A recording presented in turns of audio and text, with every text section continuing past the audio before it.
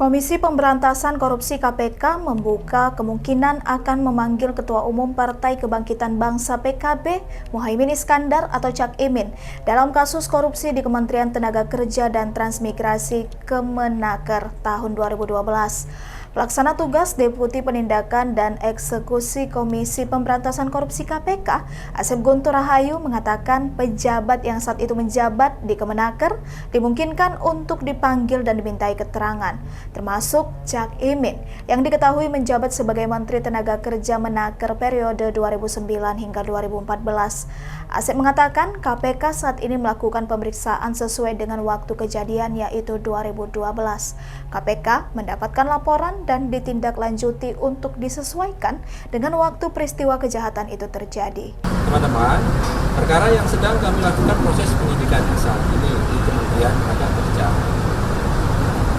Kami sudah sampaikan kegiatan dari proses penyidikan ini beberapa waktu yang lalu di Agustus, 18 Agustus, tim sudah melakukan proses penggeledahan.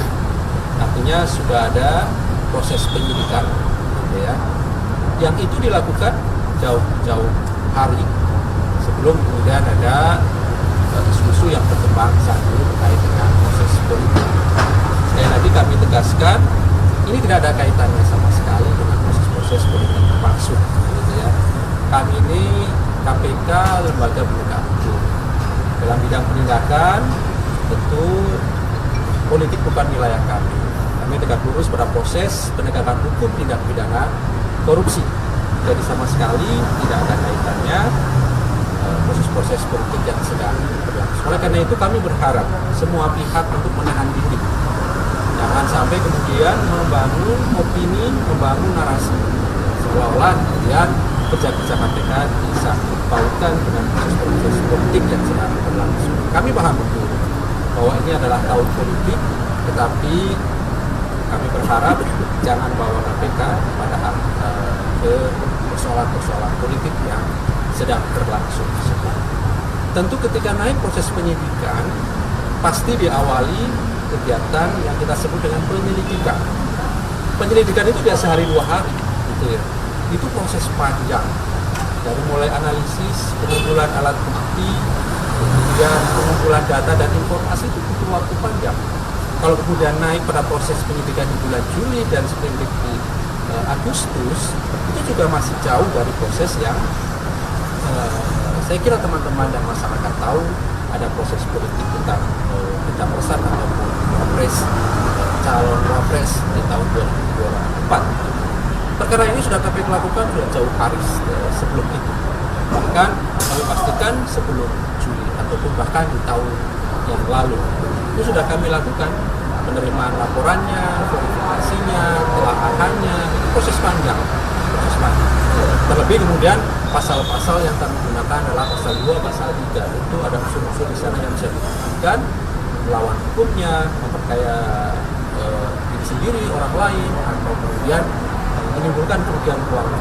Itu tentu sudah melewati waktu-waktu yang panjang.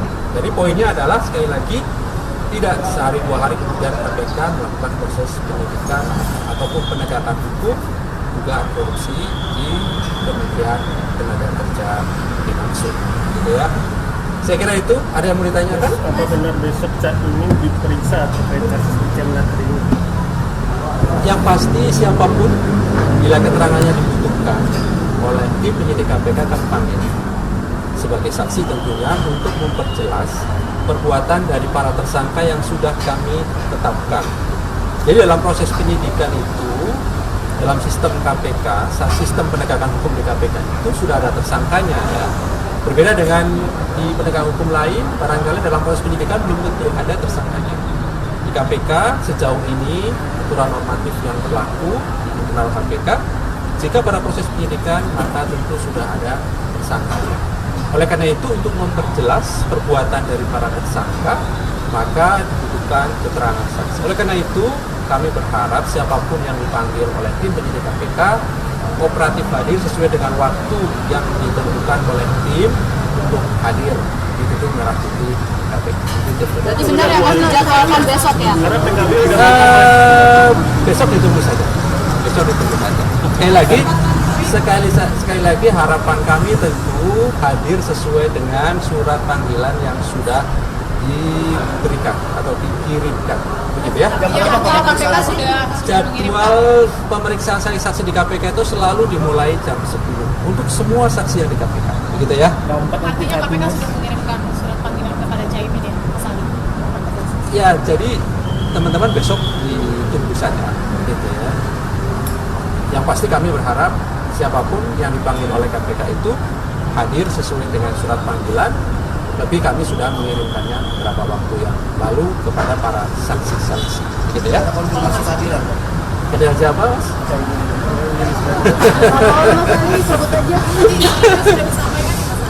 Jadi untuk memanggil saksi itu minimal 3 hari sebelumnya sudah harus disampaikan, dan semua saksi yang dipanggil untuk besok hari Selasa itu pasti kami pastikan juga sudah diberikan surat panggilannya jauh hari sebelumnya. Oke? Adakah saksi Mas Ali? Untuk jadwal biasanya keluarnya kan memang besok ya, gitu ya. Tetapi memang ada pemanggilan saksi untuk perkara di Kemenaker besok, gitu ya. Untuk jumlahnya besok kami pasti informasikan. Mas, kerugian negara dalam kasus ini berapa sih Mas kan dari kemarin? Untuk kerugian keuangan negara, kemudian perbuatan melawan hukum, termasuk merugikan atau menguntungkan siapa gitu ya, itu kan materi Mas ya. Sehingga nanti tentu kami akan umumkan secara resmi bersamaan dengan konstruksi perkara, termasuk mengumumkan para tersangkanya, dan kami pastikan bila memenuhi syarat pasti dilakukan penahanan. Di sanalah kami akan sampaikan kepada masyarakat secara utuh dan lengkap konstruksi dari perkara tersebut. Yang pasti kewenangan KPK berdasarkan pasal 11 itu kan minimal 1 miliar rupiah bila berhubungan dengan kerugian keuangan negara. Itu sudah memenuhi syarat dan melibatkan penyelenggara negara ataupun aparat penegak hukum. Itu syarat yang harus dipenuhi oleh KPK minimal 1 miliar rupiah. Gitu ya. Ya, sudah ada tersangka. Ikuti terus berita menarik lainnya. Jangan lupa like dan share seluruh akun Tribun Medan.